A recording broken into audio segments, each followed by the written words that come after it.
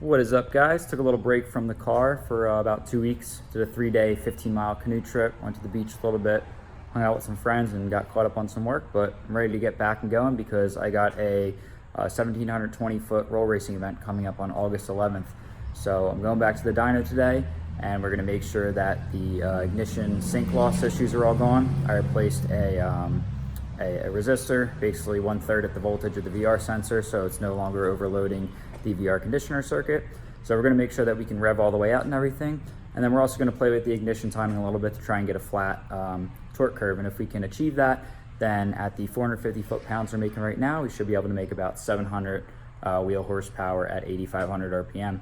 And then after that, I just got to get some front radials for this event and some other small things, and I'll keep you guys posted with that. And let's get to this dyno and let's get this thing a little more tuned to making a little bit more power. LRA Dyno and Speed Shop, Bristol, PA.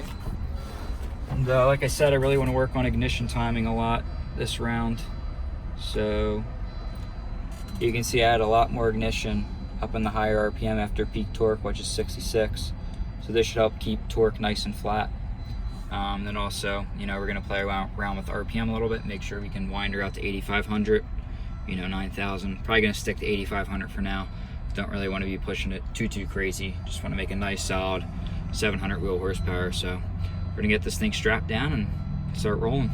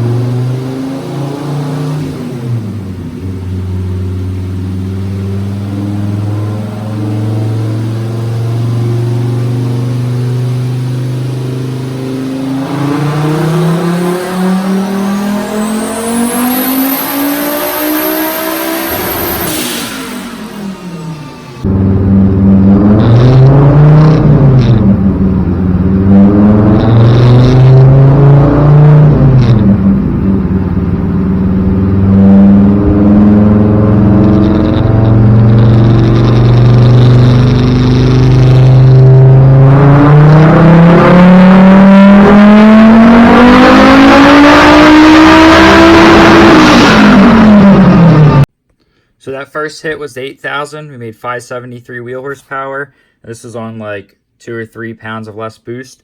So we're only like 300 or 30 horsepower away from what we made last time on more boost but lower timing.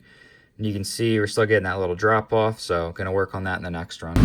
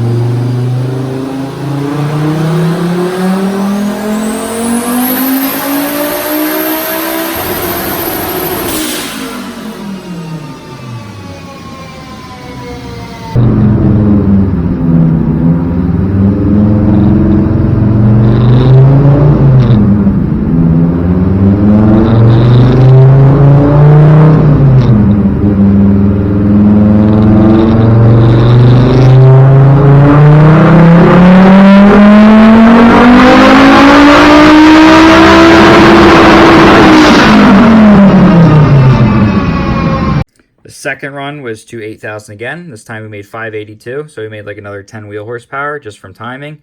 And we can see this part here moved up a little bit, but still have a little dip here.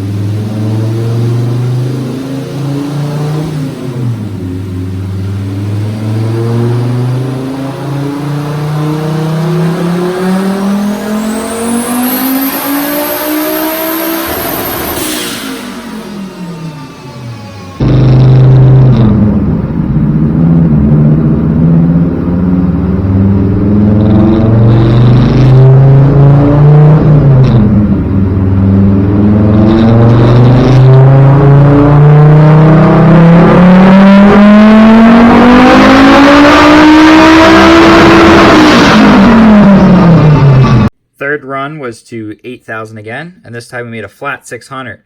So we're basically making the same horsepower we did last time, but on less boost and more timing. You can see this whole area just jumped way up from the previous runs.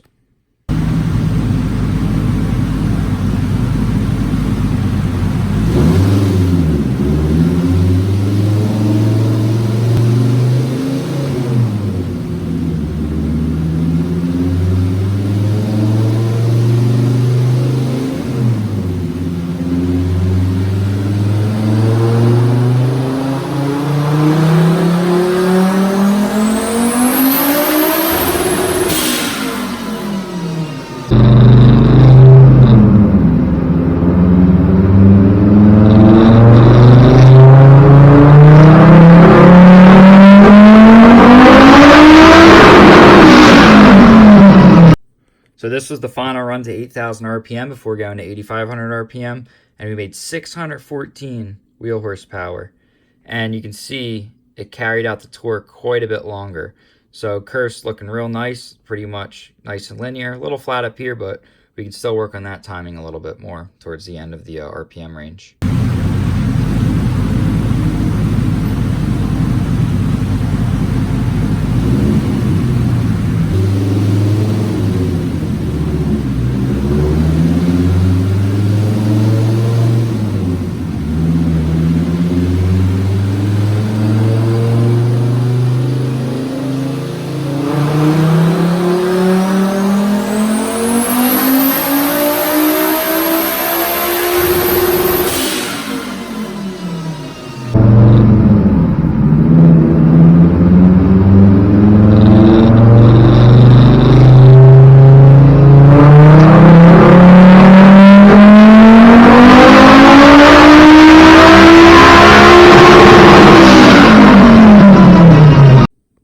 So this one we went all the way up to 8,500 RPM and we made 606 wheel horsepower. Not a whole bunch more, but on this run, you can see the boost dropped down a little bit from 25 PSI, and we'll talk a little bit later about why that's happening, but you can see torque kind of dropped down a little bit too. But horsepower is nice and flat, still made like a solid 606.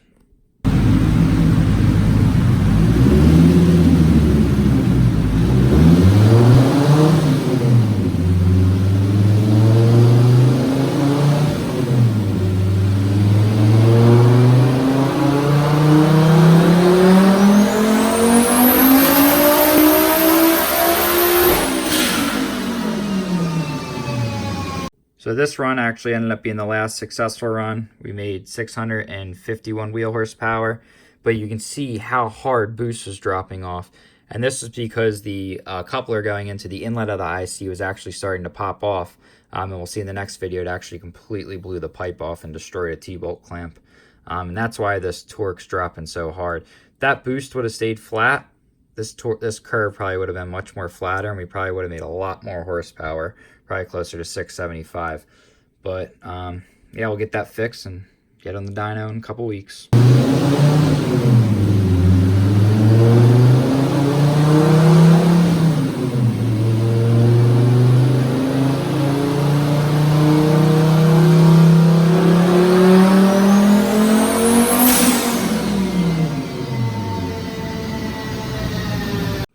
So yeah, ended up making another 50 wheel horsepower basically by just turning up the timing a little bit. Didn't really touch boost that much.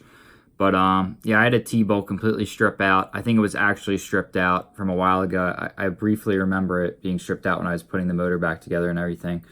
So I'm going to get all new T-bolts and everything, make sure everything's tight.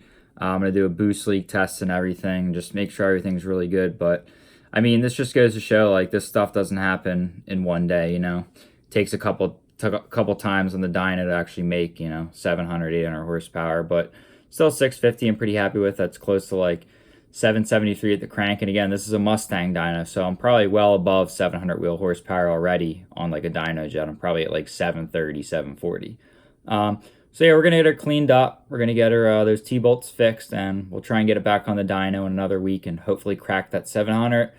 And then when I crack that 700, I'm probably just going to leave it there. I really only want to turn it up maybe 5 or 7 more pounds, and I think that should get me to 700. And then maybe this winter, I don't know what I'm gonna do this winter with the car. I'm tossing around a couple ideas, but we'll talk about those later. So until next video, guys, and I hope you enjoyed this one, and I hope you enjoyed more videos of me running on the dyno and also some in-car, dash footage on the dyno. So until next time, guys.